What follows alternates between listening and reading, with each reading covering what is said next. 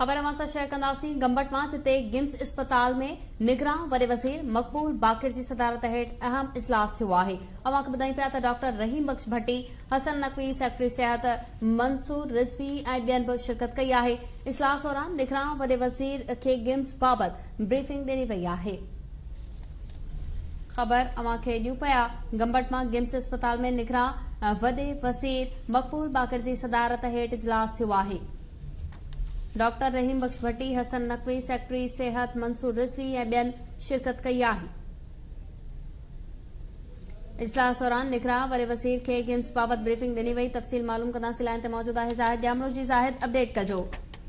जी बिल्कुल, निगरान वॾे वज़ीर जस्टिस रिटायर मक़बूल बाक़िर जी सदारत हेठि गिम्स अस्पताल में इजलास थियो आहे। इजलास में doctor Rahim Bakhsh Bhatti, principal secretary Hasan Naqvi, secretary सिहत मंसूर रिज़वी, कमिश्नर सखर समी सिद्दीकी, डीसी खैरपुर फवाद शाह समेत ॿियनि शिरकत कई आहे। जॾहिं त अस्पताल पारां गिम्स डायरेक्टर डॉक्टर रहीम बख्श भट्टी ऐं जेके HODs आहिनि डिपार्टमेंट जा, उन्हनि पिणु शिरकत कई।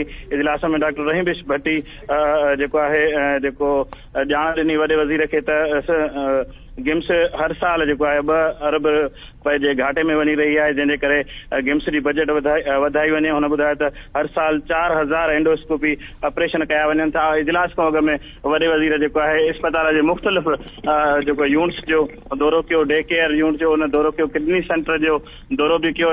चीफ नेफ्रोलॉजिस्ट खां ॼाण वरिती आहे। जॾहिं त जेको डायलिसिस वारो प्रोसेस आहे उनखे ॾिठो आहे।